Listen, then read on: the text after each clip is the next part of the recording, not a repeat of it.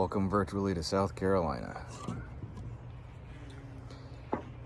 So this is the Constitutional Confederate. I'm your host, John. You guys can find me at theconstitutionalconfederate.com. Click on Contact, and you can reach me that way, so on and so on.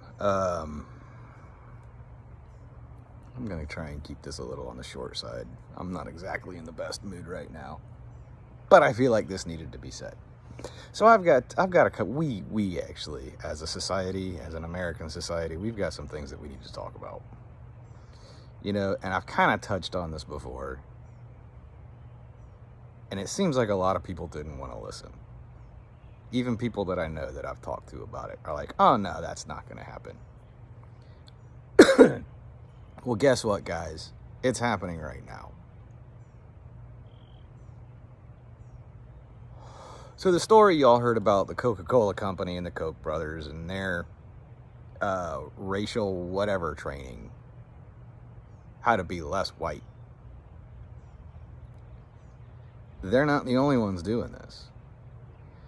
We have a teacher, we have two university employees. One is an instructor, a professor at the University of Vermont, and currently right now the school and the staff are trying to get him to resign. They're pushing for his resignation. And his story actually comes very, very close to another lady by the name of Jodi Shaw. And you can find both of their videos on YouTube. And they've got several videos. They've done interviews with the news. But Aaron Kindsvatter, Kindsvatter, he's the professor at the University of Vermont. And the University of Vermont started doing some training that was only for white people, which was a lot like what was Coca-Cola was doing, or is doing, or whatever. And it's basically how to be not white. They want you to acknowledge your white privilege and the things that your white privilege has given to you and done for you. They have meetings, they have classes, and so on. And Dr. Kindsvatter kind of relates this to some kind of a secular religion against white. And actually the word that they're using is white. It's not Caucasian, it's not European, it's white. And the school is still, as far as I know, still asking him to resign. Now, I stumbled across two of his videos last week, maybe the week before, trying to figure out if I wanted to say anything about this or not.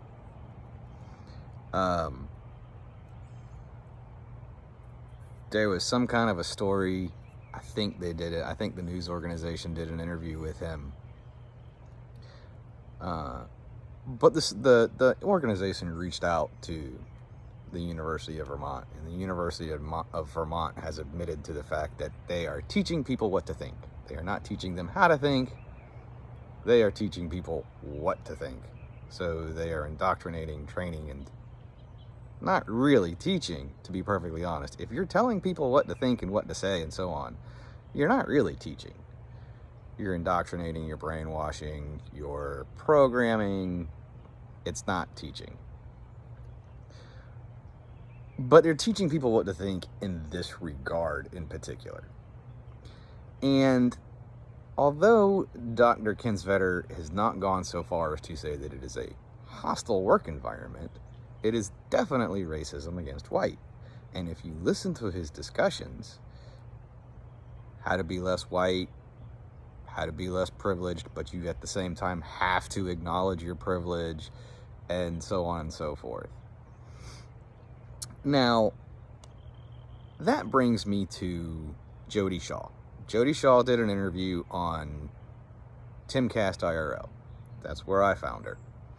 And I did go and look her up. She's got several other videos. She's done a couple of news interviews. She was actually on Tucker Carlson as well, which Ian calls it identity politics. She calls herself a liberal, and she actually had a lot of people who, on the liberal side, I guess, who were listening to her and saying something needed to be done about this. But after she went on Tucker Carlson, they just quit listening. They were like, I had your back and I supported you and you're right, up until you went on Tucker Carlson. He's conservative, he's right-wing, he's whatever, and I'm done with you. It's like, why? You just admitted she's right. All right, so I digressed. Getting off of the whole identity politics stuff, although that's pretty sad too. But same thing. She's worked several different positions at the college. She was at Smith College. I don't know where that is. I've not heard of it. I'm guessing it's a smaller school.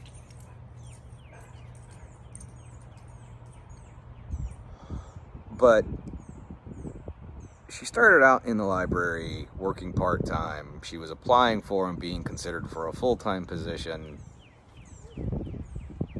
Had a project that they wanted her to work on. She decided to go ahead with the project.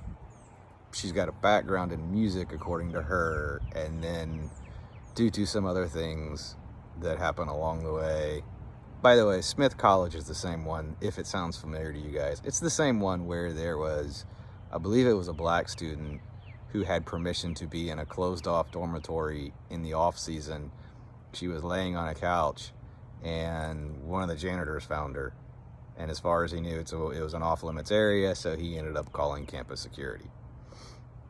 That video is all over the internet, or at least it was, because I've seen it. When they started talking about it, I was like, oh, I know what video you're talking about. I've seen it. Situation was totally blown out of proportion. I'll let you guys go and do your research on that. You can probably look up news stories for Smith College. But that came back, and she was told she couldn't do this project or whatever the way that she was going to do it. They mentioned cultural appropriation, and they told her straight up, that's because you're white. And her response was, so if I was any other color, or a person of color, any other color, I could do this. And they were like, well, yeah, you could, but you're white, so you can't. It was what they said to her face. Come on, guys. Is that right? Should that be allowed? Because I would take offense to it. My nose itches. We got a lot of pollen out here in South Carolina.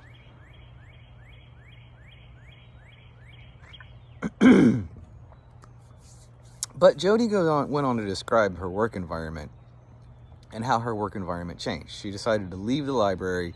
She started working out in residence life, and with the social justice stuff that was going on there, she left that and she went to work somewhere else.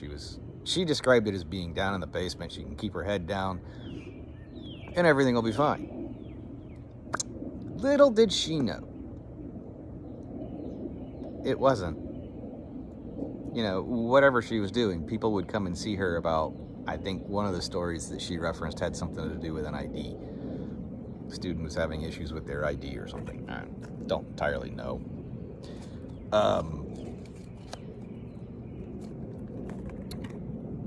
But yeah, wasn't that. And then a couple of other things happened. Supposedly she got blamed for something. And I think there was an investigation.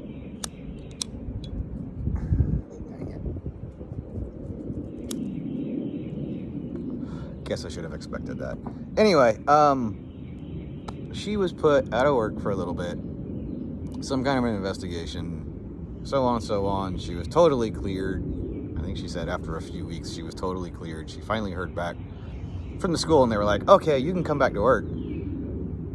But she was sitting there and she was like, no, I can't. It's a hostile work environment. This is how bad it is. she has actually filed a complaint with the EOC. And for those of you who don't know, EOC is the Equal Opportunity Commission. It's a federal agency, although there are state agencies as well. And I believe that hers was with the... I believe she said that hers was with the state agency, but it gets cross-filed and sent over to the federal agency as well. And it's going to court. She's got a lawyer, and the school's putting up a whole bank of lawyers that they're going to have to fight against.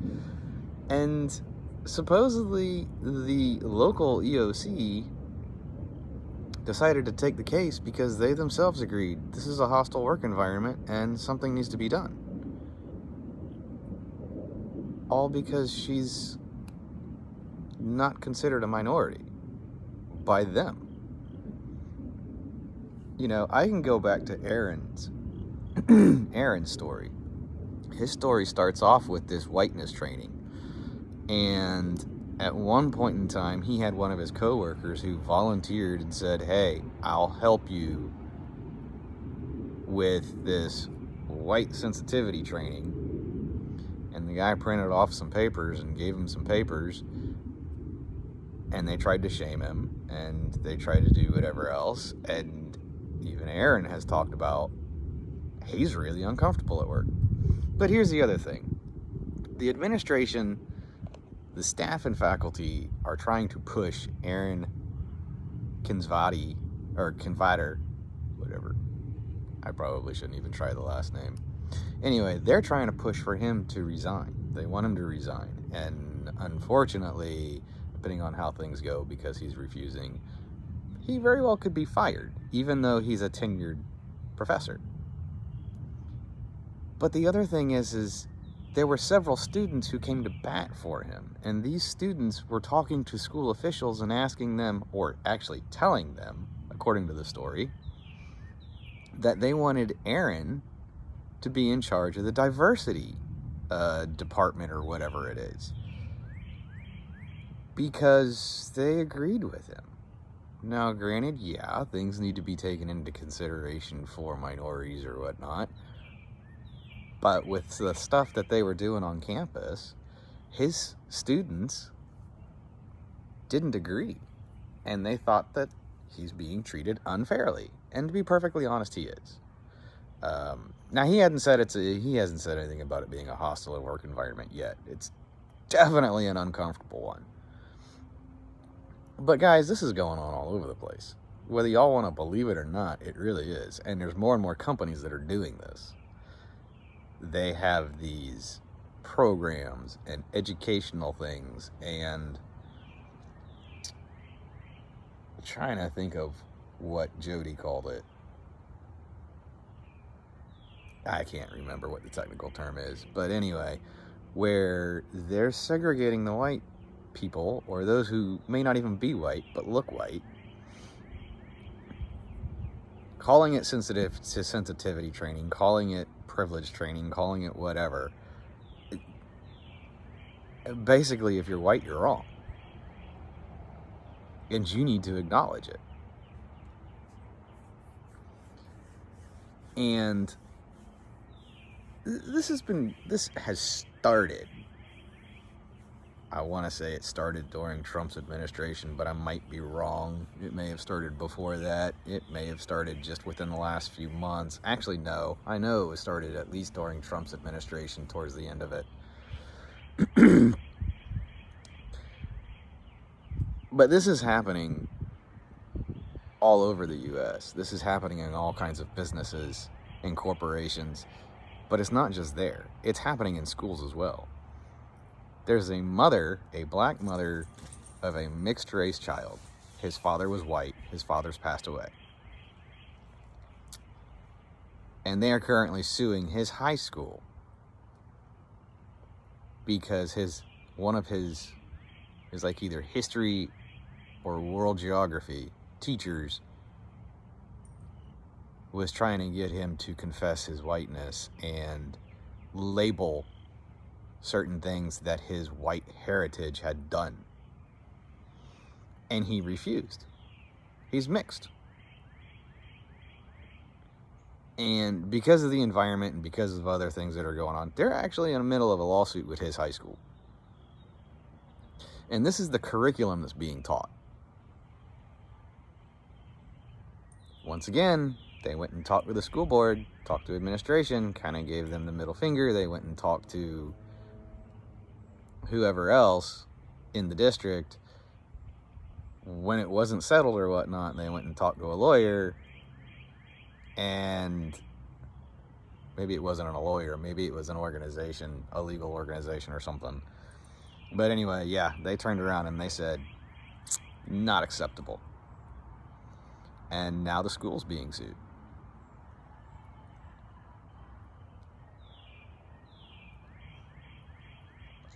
And this is a lawsuit over the school's educational curriculum, as well as the treatment of this child. I've told you they're coming. You know, I've talked to you and I've told you about sitting in the middle of a class for gender violence and prevention, and the very first day, only male in the class, instructor looked at me and goes, "You're the depiction of what is wrong in this country." I looked there and I was like, "What are you talking about?" She says, "White male." I had to explain that to her and make her eat her words. I shouldn't have had to do that. Got a couple of other classes. I've got one in particular right now. No, actually, I've got two in particular right now. White male's bad thing. I'm at the College of Charleston, and this will definitely be my last semester there. No, I'm not done any of my degrees. I'm just not dealing with it anymore. I'm done.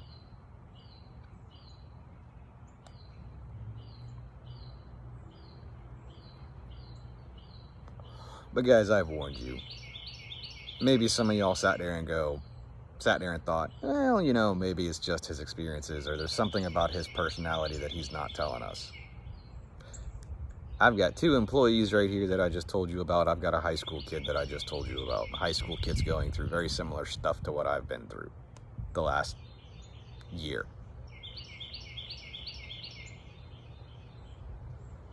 I've tried to tell you. Question is, what do we do to solve this problem? I don't have an answer. That's where you guys come in. Call me biased if you want to. Call me angry, because, yeah, I'm definitely angry.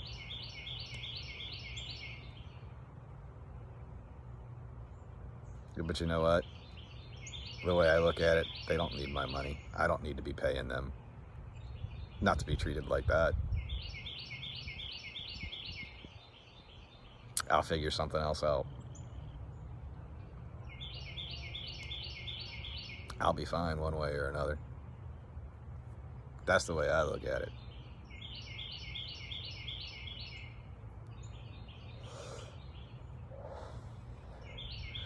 Maybe I'll get paid to do some freelance writing. I've been enjoying reading books and writing lately anyway. So, that's what I've got. Yes, I took some notes. I wanted to make sure I got the names right, the information right. But a lot of companies are turning into hostile work environments. It's the day and age of things that are going on. And to be perfectly honest, the real problem is that we have people that are in certain key positions that are trying to divide us as a nation. And they don't care how they do it. Divide us by class, which they're doing. Divide us by race, again, they're doing it. Divide us by religion, yeah, they're doing that too. They're coming after Christians. And it doesn't matter what type of Christian you are. Catholic, Southern, Northern, Puritan.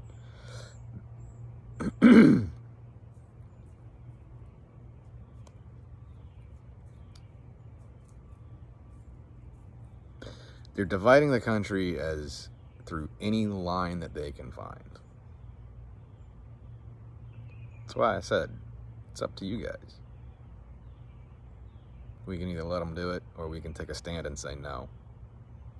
And for us to take a stand and say no, because they're also dividing us on politics, for us to take a stand and say no means that we've got to start uniting, and we got to start having open conversations with each other.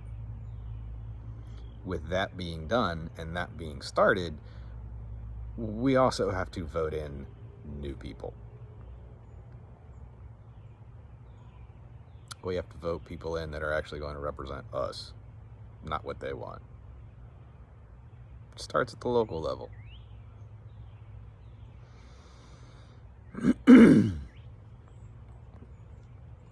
I guess that's all I've really got to say on this for right now. You guys can find me at theconstitutionalconfederate.com. You can email me, constitutionalconfederate1978@gmail.com. You can find the podcast most places podcasts are available. If you sign up at theconstitutionalconfederate.com, if you sign up there, you'll get notified anytime I post another blog, share some old writings, because I'm starting to upload some more of the older ones as I find them, and so on and so forth. So you guys let me know what you think. I'm still waiting to hear back from you. But until next time, y'all watch your six, because it's getting messy out there.